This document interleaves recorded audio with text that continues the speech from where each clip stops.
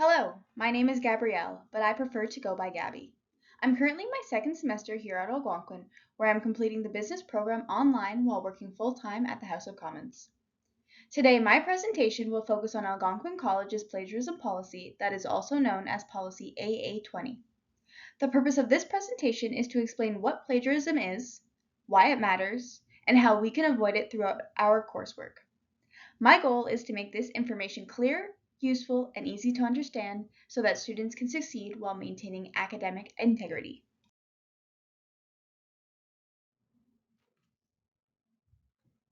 This slide outlines what I'll be covering in today's presentation. I'll start by explaining what plagiarism is and the various ways it can occur. We will then go over why plagiarism matters, along with the rules and potential consequences as outlined in Algonquin College's AA20 policy. I'll also discuss some reasons why plagiarism happens, how students can avoid it, and the strategies and supports available to help students.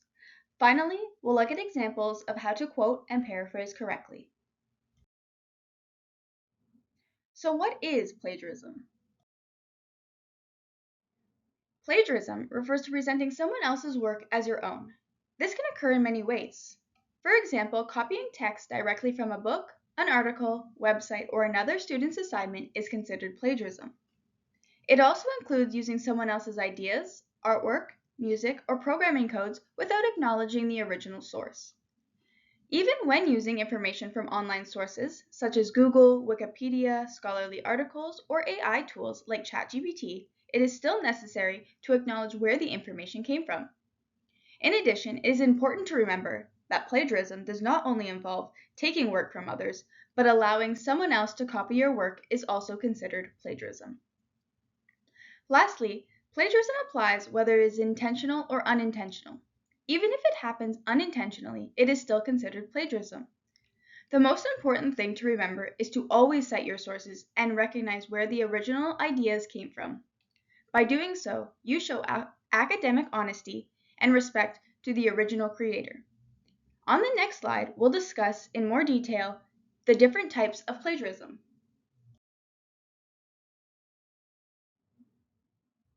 The first form of plagiarism is direct copying. This is when someone takes wording directly from external sources without citing it. A common example could include copying a sentence from an article and pasting it directly into your assignment. Uncredited paraphrasing happens when someone changes the wording, but the original idea still comes from someone else. Many students believe changing the wording is enough, but even if you rewrite a definition from a textbook or another source, you are still required to cite it because the concept belonged to the original author. Using someone else's work without permission or credit involves using creative or academic content like artwork, images, music, or other forms of media without acknowledgement. For example, inserting an image from Google into a presentation or adding music to a slideshow without giving credit would both be considered plagiarism. Submitting work created by another person is the act of handing in an assignment that you did not create yourself. A common example of this could be paying someone else to complete your assignment or submitting a former student's work. Self-plagiarism occurs when a student resubmits their own past work without approval. An example could be copying a discussion post from another class instead of rewriting a new response. Sharing assignments includes giving someone your work to copy or use. It can also include collaborating or working together when the assignment is meant to be done individually. In both situations, it is important to understand that all students involved are held responsible. For example, sending your finished assignment or a screenshot of your answers to another student just to compare, and they use part of it in their own submission is considered plagiarism. The main point is that plagiarism occurs anytime someone is claiming work or ideas as their own, in any form, regardless of how it happens, and doing so can lead to academic consequences. The college's plagiarism policy emphasizes that academic honesty is essential to the learning process.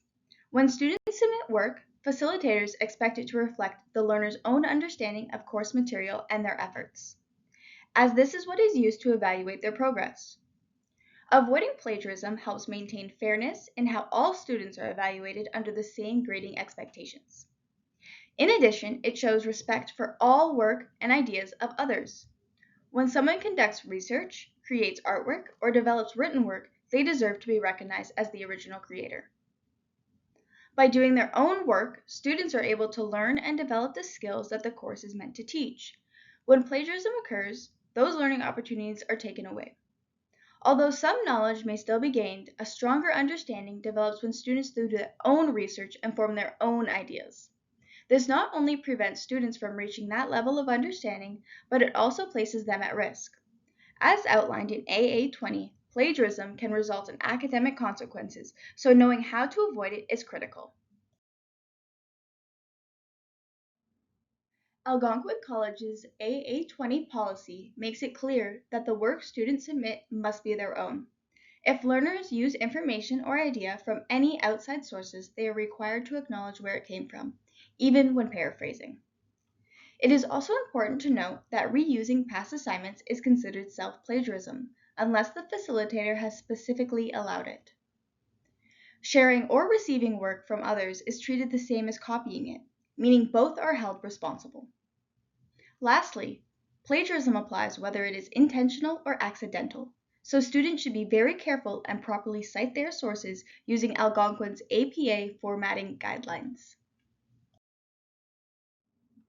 So why do students plagiarize? Well, students don't always plagiarize on purpose. Sometimes it happens because they're still building their academic writing skills, or they're unsure how to properly cite sources. In some cases, the pressure to get good grades or not having the chance to get feedback on drafts can lead to these poor decisions. Because information is so easy to access online, students may be tempted to look for a quick answer rather than create their own ideas. So what are the consequences?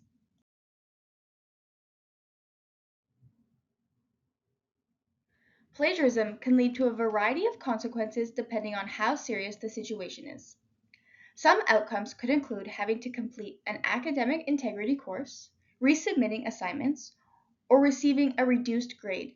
In more serious cases, a student could receive an F in the course or face suspension from the program or college entirely. Additionally, students should be aware that plagiarism is recorded on their file for 1 year after the last academic activity, and each school keeps a record of these plagiarism cases. However, students do have the right to appeal any plagiarism charge or sanction under policy AA19.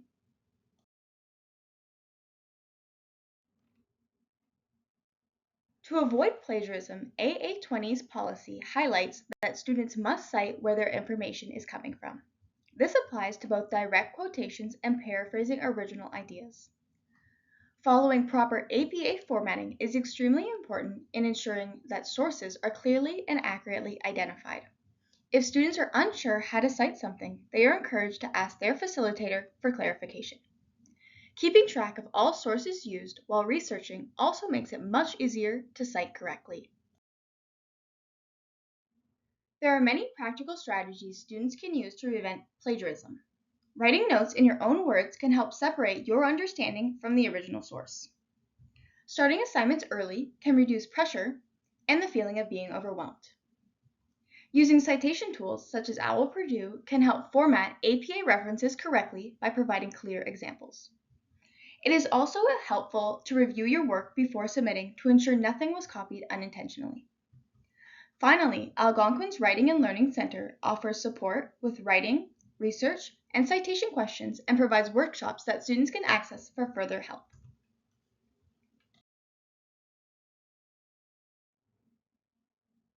So how do we properly cite sources? This slide shows the difference between plagiarism, quoting, and paraphrasing. In the first example, the wording is copied exactly from the original source, but no credit was given. Even if this wasn't intentional, it is still considered plagiarism because the words are not the student's. In the second example, the wording is the same, but the quotation marks and a citation have been added. This makes it acceptable because the original author is clearly cited. The third example is paraphrased. The student put the idea into their own words and added a citation. This is acceptable because the idea still came from the original author and credit was given. So whether you are quoting directly or paraphrasing, a citation is always required to show where the idea came from. To conclude, the purpose of Algonquin College's AA20 policy is to ensure that the work students submit truly reflects their own learning. Academic integrity matters because it supports fairness, shows respect for others' work, and prepares learners with valuable skills that can be applied in academic, professional, and real-world settings. By properly citing sources and asking for clarification when needed, students can avoid plagiarism and maintain confidence in the work that they produce. Learners can access support through facilitators, the Algonquin Library, and the Writing and Learning Center and academic workshops offered throughout the term. In the end, academic integrity strengthens our growth as responsible and independent learners. Thank you. I hope this presentation helps with your writing.